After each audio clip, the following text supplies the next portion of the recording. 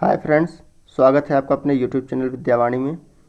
हम लोग class 10th की हिस्ट्री डिस्कस कर रहे थे और हिस्ट्री के हमने MCQs देख लिए थे। आज हम 3 से 5 नंबर के जो क्वेश्चन आते हैं उन क्वेश्चंस को हम इस वीडियो में डिस्कस करेंगे। तो चलिए शुरू करते हैं। पहला क्वेश्चन ये है कि फ्रांसीसी क्रांतिकारियों ने फ्रांसीसी लोगों में सामूहिक पहचान की भावना किस प्रकार पैदा की।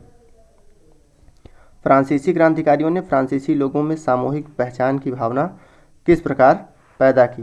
तो इसका आंसर हो जाएगा पितृशक्ति और नागरिकता के विचार से, नए राष्ट्रीय चिन्ह से, केंद्रीकृत प्रशासनीय व्यवस्था से, राष्ट्रीय भाषा से, एक समान भार व मान की व्यवस्था से। क्वेश्चन फिर से सुन लीजिए कि फ्रांसीसी क्रांतिकारियों ने फ्रांसीसी लोगों में सामूहिक पहचान की भावना किस प्रकार पैदा की।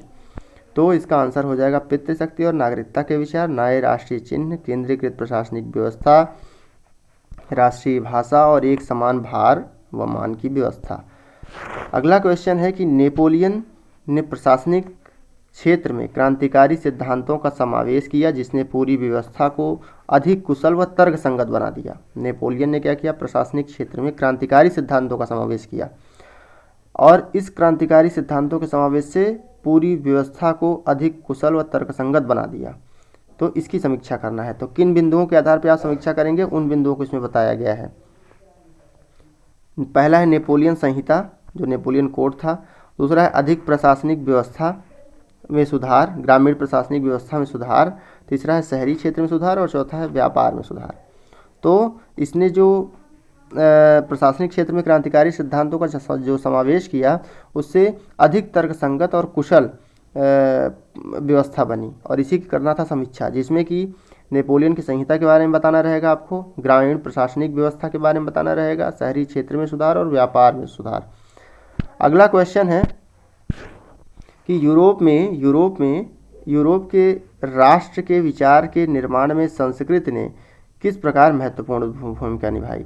संस्कृत ने किस प्रकार, कल्चर किस तरीके से अपना रोल प्ले किया, ये बताना है। यूरोप में जो नेशन का आइडिया डेवलप हुआ। कला, काव्य, कहानियों, संगीत ने राष्ट्रवादी भावनाओं को विकसित किया। लोकगीत, जन काव्य व लोक नृत्य से भी राष्ट्रीय भावनाएं जागृत हुई। संस्कृत ने अपना योगदान दिया और स्थानीय बोली व लोक साहित्य को भी बल मिला। और भाषा भी एक कल्चर ही हुआ। भाषा जो कि क्या हुआ, नेशन के आइडिया के डेवलपमेंट में अपनी भूमिका निभाई। ठीक है, आगे है कि जर्मनी के एकीकरण की प्रक्रिया का वर्णन करना है। जर्मनी के एकीकरण की प्रक्रिया, तो किन किन बिंदुओं के आधार पर जर्मनी के एकीकरण का वर्णन आप लिख सकते हैं। सर्वप्रथम विलियम प्रथम के प्रसा के सिंहासन पर आसीन होना। विलियम प्रथम जो थे वो प्रसा के सिंहासन पे आसीन हुए। बिस्मार्क द्वारा जर्मनी एकीकरण की भूमिका तैयार की गई। वियना कांग्रेस हुआ। फ्रैंकफर्ट पार्लियामेंट गठित हुई। एकीकरण में बाधाएं आईं और बिस्मार्क द्वारा ऑस्ट्रिया, फ्रांस आदि को पराजित विश्व शक्तियों को तटस्थ किया। एकीकृत जर्मनी का राष्ट्र के रूप में उभरना। तो क्या था, बिस्मार्क द्वारा जर्मनी का एकीकरण की भूमिका तैयार की गई। वियना कांग्रेस की बैठक हुई। ठीक, फ्रैंकफर्ट पार्लियामेंट, एकीकरण में बाधाएं कौन कौन सी थीं, और बिस्मार्क द्वारा ऑस्ट्रिया, फ्रांस और विश्व शक्तियों को तटस्थ किया गया और एकीकृत जर्मनी का एक राष्ट्र के रूप में इमर्जेंस हुआ। अगला है कि इटली के एकीकरण की प्रक्रिया का वर्णन करें। इटली के एकीकरण की प्रक्रिया का वर्णन करना है। इसके मार्ग में आने वाली मुख्य बाधाएं बतानी है। एकीकरण की प्रक्रिया की बात करें तो 1832 में काबूर सार्डिनिया का प्राइम मिनिस्टर बना। काबूर सार्डिनिया का प्राइम मिनिस्टर बना इटली में। और फ्रांस की ट्रीटी हुई। ऑस्ट्रिया डिफीट हुआ। 1859 में लुम्बार्डी राज्य में मिला लिया लुम्बार्डी राज्य में 1859 में। सेकेंड स्टेज क्या है, मेडोना, टस्कनी, पार्मा आदि का जनमत संग्रह द्वारा सार्जिनिया में विलय हुआ। सेकेंड स्टेज क्या हुआ, जो मेडोना है, टस्कनी है, पार्मा है, इनका जनमत संग्रह के द्वारा प्लेबिसाइट के थ्रू सार्जिनिया में इनका विलय हुआ। थर्ड स्टेज इज 1860 में गौरीबाल्डी द्वारा सिसिली के व नेपल्स पर विजय हुई। गौरीबाल्डी ने सिसिली और नेपल्स से विजय प्राप्त की। फोर्थ स्टेज इज वेनेसिया वह रोम पर अधिकार हुआ। 1871 में पोप से समझौता व एकीकृत इटली का उदय हुआ। एकीकरण में क्या क्या बाधाएं थी उनको देख लीजिए पॉइंट में कि एकीकरण में बाधाएं कौन कौन सी थी। राजनीतिक विखंडन का लंबा इतिहास, विदेशी शक्तियों का आधिपत्य, पोप का शासन, वियना कांग्रेस, अनुदारवादी शासक। आप अगर इतने पॉइंट भी पढ़ लेते हैं और इसके बेसिस पे 2-2 लाइन 3-3 लाइन आप लिख देते हैं तो आपको पूरे नंबर मिल जाएंगे। हालांकि ये 3 से 5 नंबर के क्वेश्चन है तो आपको केवल उसमें हेडिंग ही डालनी पड़ेगी। आगे है कि ब्रिटेन में राष्ट्र राज्य नेशन स्टेट राष्ट्र राज्य का निर्माण एक लंबी प्रक्रिया का परिणाम किस प्रकार था। तो यह किसी उथल पुथल या क्रांति का नहीं, एक लंबी चलने वाली प्रक्रिया का नतीजा था। ब्रिटेन में जो राष्ट्र राज्य का निर्माण हुआ उसके बाद पहले नृजातीय पहचान, राष्ट्र की अहमियत व सत्ता में वृद्धि। फिर है 1888 में राजतंत्र से संसद द्वारा ताकत छीना जाना। फिर 1707 में यूनाइटेड किंगडम ऑफ ब्रिटेन का गठन हुआ। स्कॉटलैंड पर प्रभुत्व, आयरलैंड को 1801 में बलपूर्वक यूनाइटेड किंगडम में शामिल किया गया। नए ब्रिटिश राष्ट्र का निर्माण, आंग्ल सांस्कृतिक का दबदबा, राष्ट्र के प्रतीक झंडा व राष्ट्रगान को बढ़ावा, पुराने राष्ट्र मात्र सहयोगी के रूप में।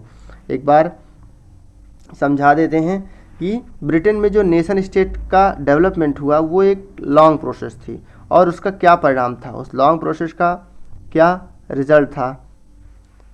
आंसर है यह किसी उथल पुथल या क्रांति का नहीं, एक लंबी चलने वाली प्रक्रिया का नतीजा था। नेशन स्टेट जो डेवलप हुआ, पहले नृजातीय पहचान, राष्ट्र की अहमियत व सत्ता में वृद्धि हुई।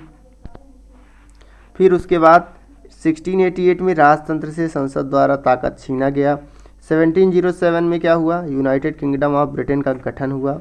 स्कॉटलैंड पर प्रभुत्व, आयरलैंड को 1801 में बलपूर्वक यूनाइटेड किंगडम में शामिल किया गया। नए ब्रिटिश राष्ट्र का निर्माण हुआ, आंग्ल संस्कृति का दबदबा हुआ, राष्ट्र के प्रतीक के रूप में झंडा व राष्ट्रगान को बढ़ावा, पुराने राष्ट्र मात्र सहयोगी के रूप में। आगे है 7th नंबर क्वेश्चन कि यूरोप में राष्ट्रवाद के उत्थान के लिए कौन कौन से कारण उत्तरदायी थे। तो यूरोप पर प्रभाव क्या पड़ा, राष्ट्र राज्यों का उदय हुआ और लोकतंत्री सिद्धांत को बढ़ावा मिला। सामाजिक, राजनैतिक, आर्थिक समानता पर बल दिया गया। अन्य राष्ट्रों में मानवीय अधिकारों की मांग हुई। निरंकुश राजतंत्रों में क्रांतिकारी प्रतिक्रियाएं हुई। तो यूरोप में राष्ट्रवाद के उत्थान के लिए ये कारण उत्तरदायी थे कि निरंकुश राजतंत्रों में, जैसे 5th नंबर है कि क्रांतिकारी प्रतिक्रियाएं हुई। 4th नंबर कह रहा है कि अन्य राष्ट्रों में मानवीय अधिकारों की मांग हुई। 1st कह रहा है राष्ट्र राज्यों का उदय हुआ। 2nd कह रहा है लोकतंत्री सिद्धांतों को बढ़ावा मिला। 3rd क्या है, सामाजिक, राजनैतिक, आर्थिक समानता पर बल दिया गया। नेक्स्ट है फ्रांसीसी क्रांति का न केवल फ्रांस पर अपितु पूरे विश्व पर गहरा प्रभाव था। समीक्षा कीजिए। फ्रांस पर प्रभाव, लोकतांत्रिक शासन की स्थापना, लोक कल्याणकारी कार्य, समानता, स्वतंत्रता, प्रभुत्व से भरे नए समाज की नींव रखी गई। नई कानून संहिता लागू हुई। नेशनल असेंबली का गठन किया गया। आर्थिक एकीकरण किया गया। कानून के समक्ष बराबरी, कानून को के समक्ष सबको बराबर समझा गया। संपत्ति का अधिकार सुरक्षित किया गया। आगे है मध्यम वर्ग का उदय हुआ। उदारवादी विचारधारा प्रारंभ हुई। यूनान का स्वतंत्रता संग्राम, संस्कृत व भाषा की भूमिका और जन विद्रोह। तो क्या था क्वेश्चन, फिर से देख लीजिए कि फ्रांसीसी क्रांति का न केवल फ्रांस पर अपितु पूरे विश्व पर गहरा प्रभाव पड़ा। इसको करना था, इसकी करना था समीक्षा करना था। तो लाइन बाई लाइन आप लिख सकते हैं कि लोकतांत्रिक शासन की स्थापना, लोक कल्याणकारी कार्य, समानता, स्वतंत्रता, भ्रातृत्व से भरे नए समाज की नींव, नवीन कानून संहिता, नेशनल असेंबली का गठन किया गया, आर्थिक सर्वेक्षण और कानून के समक्ष बराबरी, संपत्ति का अधिकार सुरक्षित। मध्यम वर्ग का उदय, उदारवादी विचारधारा का प्रारंभ, यूनान का स्वतंत्रता संग्राम, संस्कृत व भाषा की भूमिका और जन विद्रोह। आगे है 1804 की नागरिक संहिता जो थी उसके बारे में, उसमें जो प्रावधान थे उसको उल्लेख करना है। तो जन्म पर आधारित सुविधाओं की समाप्ति, संपत्ति के अधिकार की बहाली, जमींदारी व सामंती व्यवस्था की समाप्ति, यातायात तथा संचार व्यवस्था में सुधार हुआ, मानक नापतौल के पैमाने चलाए गए और एक राष्ट्र मुद्रा चलाई गई। अगला क्वेश्चन है कि यूरोप में कुलीन वर्ग की विशेषताएं लिखना है। तो जीवन जीने की समान शैली, भूस्वामित्व, कूटनीतिक भाषा, आपस में वैवाहिक संबंध और उच्च वर्गों के बीच फ्रेंच भाषा का प्रयोग, ये यूरोप में कुलीन वर्ग की विशेषताएं थीं। आगे है 1815 में वियना की संधि हुई, उसका उद्देश्य बताना है और इसके प्रमुख प्रस्ताव और व्यवस्था का वर्णन करना है। तो उत्तर नीदरलैंड में साम्राज्य की स्थापना, दक्षिण में जिनेवा को पिडमॉन्ट के साथ मिला दिया जाना, प्रसा को पश्चिम में नए क्षेत्र दिए जाना, पूर्व में रूस को पोलैंड का हिस्सा दे दिया जाना और ऑस्ट्रिया को उत्तरी इटली का नियंत्रण सौंप दिया जाना। ये चीज़ें क्या थीं? 1815 में वियना संधि का उद्देश्य थी। अगला क्वेश्चन है क्वेश्चन नंबर 12 कि यूरोप में उदारवादियों द्वारा समर्थित राजनैतिक, सामाजिक, आर्थिक आदर्श क्या थे? तो कानून के समक्ष समानता, वयस्क मताधिकार के पक्ष में नहीं, बाजार की स्वतंत्रता तथा राज्य द्वारा वस्तुओं एवं पूंजी के प्रवाह पर लगे प्रतिबंध को समाप्त करने का पक्षधर। नेक्स्ट क्वेश्चन नंबर 13 है कि औद्योगिकीकरण की वृद्धि ने किस प्रकार यूरोप के सामाजिक और राजनीतिक समीकरण को बदल दिया? तो पश्चिम और मध्य यूरोप औद्योगिकीकरण के बारे में बताना है, किस तरीके से इसने सामाजिक और राजनीतिक समीकरण को बदल दिया। तो इसका आंसर रहेगा कि पश्चिम और मध्य यूरोप के हिस्से में औद्योगिक उत्पादन और व्यापार में वृद्धि हुई, शहरों का विकास हुआ और वाणिज्यिक वर्गों का उदय हुआ, श्रमिक और मध्य वर्ग का उदय हुआ, कुलीन विशेषाधिकार की समाप्ति के विचारों को लोकप्रियता मिली। आगे है कि यूरोप में राष्ट्रवादी संघर्षों में महिलाओं की क्या भूमिका थी? तो स्वयं के राजनीतिक संगठन बनाए महिलाएं लोग समाचार पत्रों का प्रकाशन किया, मताधिकार प्राप्त नहीं था, मताधिकार प्राप्ति के लिए संघर्ष किया और राजनीतिक बैठकों तथा प्रदर्शनों में ये लोग हिस्सा ली। उसके बाद है कि 19वीं सदी में यूरोप में राष्ट्रवाद की लहर के क्या कारण थे? तो जनता पर काफ़ी अत्याचार हो रहे थे, निरंकुश शासन व्यवस्था थी, उदारवादी विचारों का प्रसार हुआ, स्वतंत्रता, समानता और बंधुत्व का नारा दिया गया। उसके बाद शिक्षित मध्य वर्ग की भूमिका भी काफ़ी बढ़ी और रही भी। उसके बाद 1815 to 1914 के दौरान अंतर्राष्ट्रीय आर्थिक विनियमन केंद्र के 3 प्रवाह का विस्तार से लिखिए। तो पहला है कि वस्तुओं का प्रवाह, पूंजी का प्रवाह और लोगों का प्रवाह। ये सब चीज़ें आर्थिक विनियमन केंद्रों के 3 प्रवाहों के विस्तार थे। ये कि वस्तुओं का प्रवाह हुआ, एक जगह से दूसरी जगह विश्व भर में वस्तुएं पहुंची, पूंजी का प्रवाह भी हुआ और लोगों का भी प्रवाह हुआ। क्वेश्चन नंबर 17 है कि यूरोप में 1871 के बाद बाल्कन क्षेत्र में बनी विस्फोटक परिस्थितियों का वर्णन करना है।